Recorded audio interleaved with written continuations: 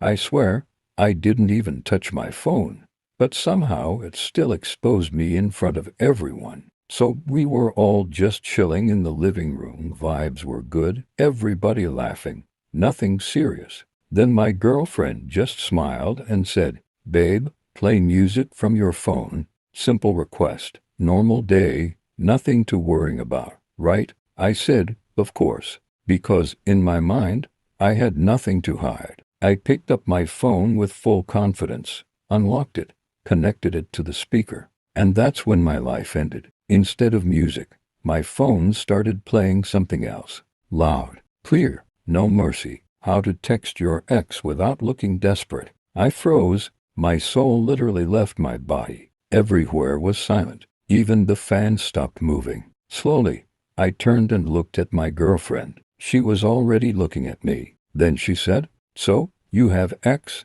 At that moment, I started explaining things I didn't even understand myself. I was like, "No, babe, it's not what you think. It's motivational content." Even my friends betrayed me. They were laughing like it was comedy night. I checked my phone with shaking hands. That's when I saw it. My useless friend sent me that video earlier. I didn't even watch it. But no, my phone decided that was the perfect time to play it. In front of my girlfriend. In front of everybody. And just like that, relationship ended. Respect gone.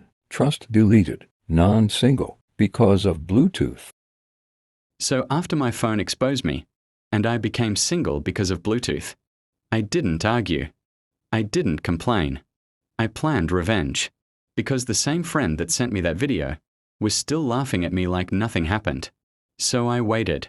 A few days later, we gathered again. Same house, same people.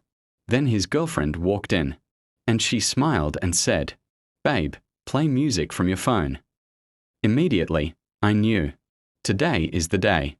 Because that morning, I sent him a small surprise video. He didn't watch it. Just like me that day.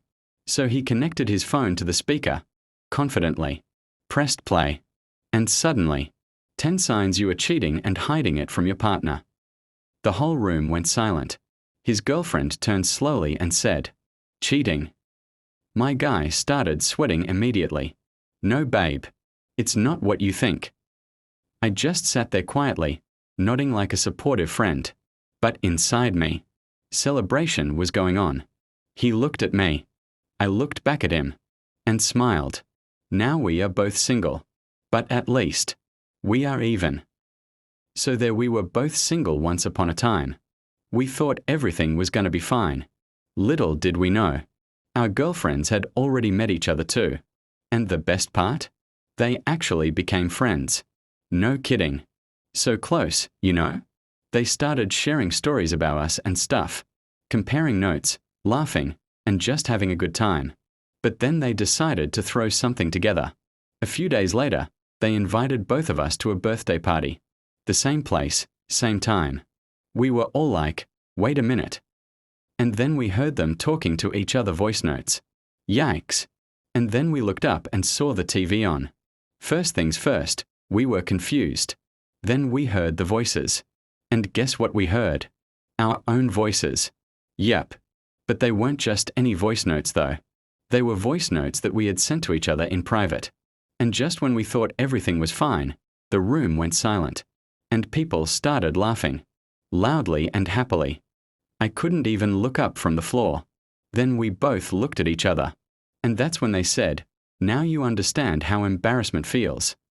At that moment, I knew we were never going to be the same. They planned everything together, like they were a team. And at that point, I knew one thing. We were done. So after they embarrassed us in front of everybody, we knew one thing. This story was not finished. For the first time ever, both of us agreed to work together. No more jokes and no more mistakes. We planned our biggest comeback. A few days later, we invited both of them out for dinner. They arrived smiling, thinking we came to apologize again. Honestly, they were half right, because this time everything was different. We stood up and said, yes, we made mistakes. Yes, we embarrassed ourselves, but we also learned something important. Then wesh out hemsmithingon thephone and apology video made together. Serious, honest, respectful, they watched quietly no laughing no teasing, just silence. Then suddenly, they looked at each other and smiled, and one of them said, "Finally, you both are behaving like mature people." Again, that's when I realized something. They real comeback was not revenge, it was respect, and surprisingly, that night, we all laughed again.